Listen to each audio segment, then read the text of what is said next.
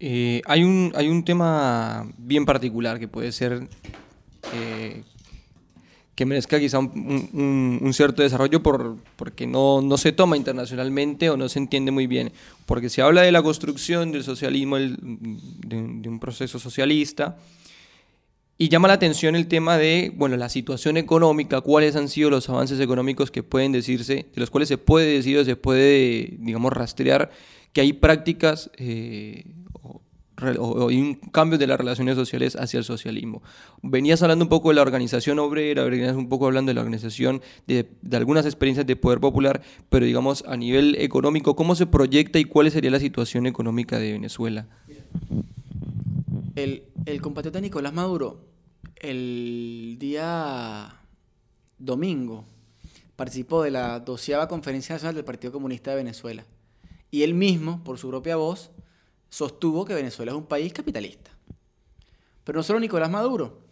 El programa La Patria, que fue escrito por Chávez, en su introducción sostiene que Venezuela es un país capitalista, rentista, petrolero. Que desde la propaganda estatal a veces se sostenga que estamos en socialismo, no implica que realmente Venezuela sea un país socialista.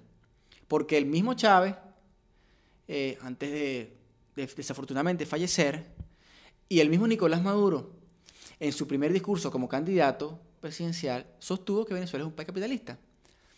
Y esto se evidencia porque en Venezuela el 70% de la economía sigue siendo privada.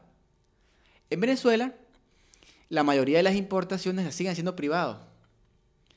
En Venezuela, la mayoría de las empresas son empresas privadas, a pesar de que el Estado es un Estado bastante poderoso porque controla sectores estratégicos. Pero en el marco de esas empresas estatales, en la mayoría, se siguen manteniendo relaciones patrón-trabajador. Es decir, relaciones de asalariado y relaciones en las cuales las decisiones las toma el capital, en este caso el Estado. Sin embargo, yo creo que nosotros debemos situarnos en el momento histórico concreto en que vivimos y debemos situarnos en la realidad no solo mundial, sino latinoamericana. Mientras un hombre como Chávez sostuvo en el 2004, en el 2005, en el Foro de Sao Paulo 2005, que era necesario construir el socialismo, nosotros veníamos de una década neoliberal donde la lógica unilateral de capital había llegado a su extremo. No solo eso, Venezuela vive en el marco de una pinza neoliberal por un lado, neoliberal y fascista como la colombiana, y por otro lado con una pinza neodesarrollista o extractivista como la brasileña. No solo eso, el neoliberalismo triunfó donde nunca había triunfado, que es Europa. Grecia, España, Italia, Francia, Inglaterra. La misma Alemania empezaba a hacer algunos recortes. Entonces, no es vivir del posibilismo, de cuál es la posibilidad de construcción. No es que la posibilidad de construcción es mejorar el capitalismo. Yo creo que no. Yo creo que es necesario avanzar el socialismo porque la única forma de derrotar el neoliberalismo y de que nuestros países sean realmente independientes es construyendo una sociedad socialista. Pero también hay una realidad internacional que a veces como argumento o como excusa impide hacer avances más profundos.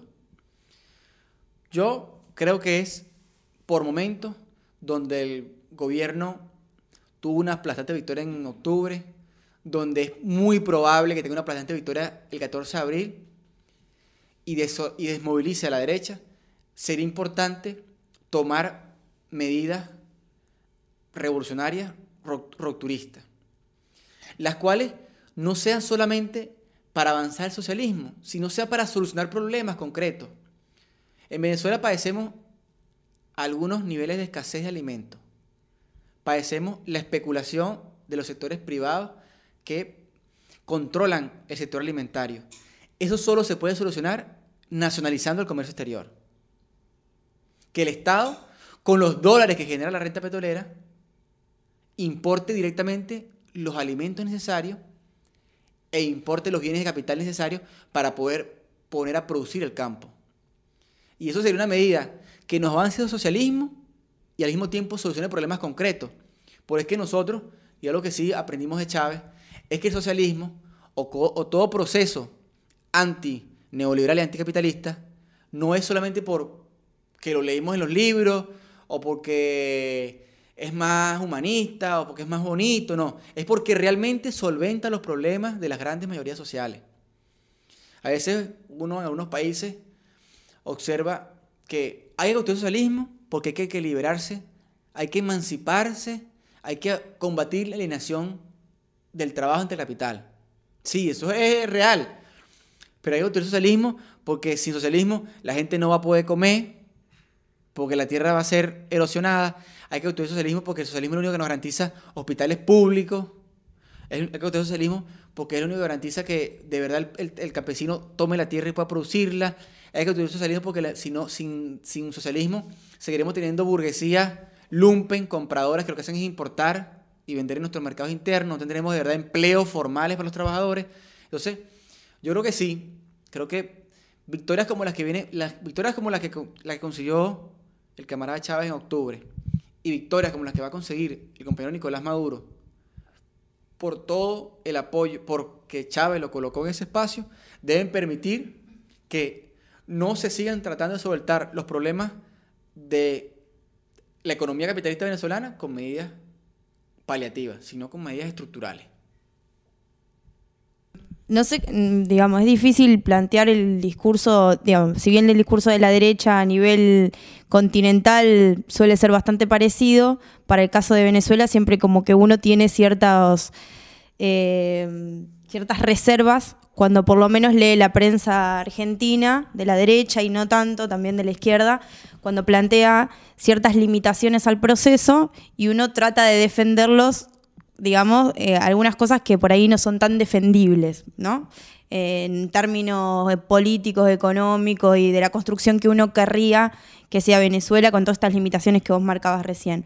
Ahora, hay situaciones concretas que por lo menos en esta semana eran de una mezquindad bastante importante de la prensa argentina, que en un momento como este, digamos, histórico, con la gente en la calle y saliendo a bancar el chavismo muy claramente, se marcaban las limitaciones de la burocracia dentro del Estado, de la corrupción dentro del Estado. Se marcaba también la relación la relación económica entre Venezuela y Estados Unidos a través del petróleo.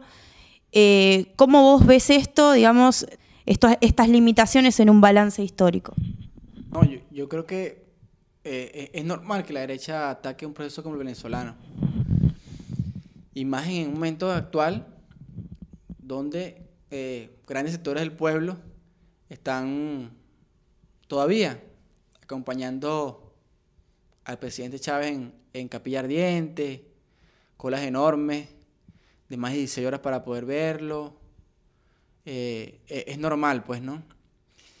Es la oportunidad de que ante la falta de la posibilidad para defenderse de Chávez, atacarlo con más fuerza, ¿no? Pero bueno, todos estamos convencidos que la dirección política del proceso y el mismo pueblo va a saber defender el legado de Chávez. Yo creo que nosotros tenemos miles de problemas, ¿no? La corrupción, la burocracia, los vínculos, la economía dependiente, ¿no? Una economía dependiente todavía del petróleo fundamentalmente, de la monoproducción de petróleo.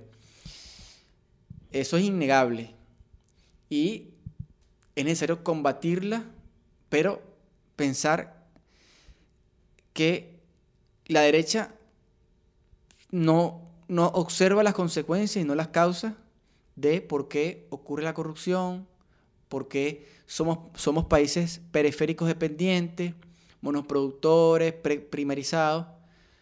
Pareciera que eso es culpa siempre de los gobiernos, cuando los gobiernos son gobiernos progresistas o, podemos llamarlo hasta populares, pues, para llamarlo. Pero no es culpa de la estructura capitalista en la cual han asentado la estructura capitalista que asentaron nuestros países. La derecha no dice que Colombia está precarizada, no solo a nivel laboral, sino de derechos humanos, económicamente, y eso es culpa del gobierno de Santos, ¿no? Eso no lo dice la derecha internacional, eso no lo niega. No solo eso, no dice que Chile, igual, es un país de los más desiguales del continente. Los medios internacionales saben a quién atacar. Yo creo que nosotros, como revolucionarios, como militantes populares, debemos no hacer lo que hicieron los socialismos del siglo XX, que era hacer la solidaridad automática. Es decir, yo creo que en Argentina y en todos los países de América Latina deben ser solidarios con procesos como el venezolano, pero no solo para aplaudirlo, sino también para interpelarlo, porque interpelándolo permiten que el pueblo venezolano pueda construir horizontes críticos y avanzar al socialismo. Yo a veces observo que movimientos populares de América Latina, y en este caso argentinos, se relacionan con el Venezuela fundamentalmente para aplaudirlo. Y sí, hay que aplaudir los grandes avances, pero también hay que interpelar los errores que son propios de un proceso que no ha dado el salto de antiimperialista, diría Lenin, democrático burgués, a un proceso realmente socialista. No se ha desmontado el aparato del Estado burgués, no se ha disputado la privatización de la renta petrolera, que se sigue privatizando, y eso genera problemas como corrupción, ineficiencia y dependencia económica. Por eso yo creo que sí, hay que reconocer los errores, no solo desde Venezuela, sino también desde afuera, para poder, de verdad, si nos entendemos como hermanos de una patria grande, interpelar críticamente esos procesos para ayudar a que los sectores críticos en Venezuela, los sectores más populares, podamos avanzar también.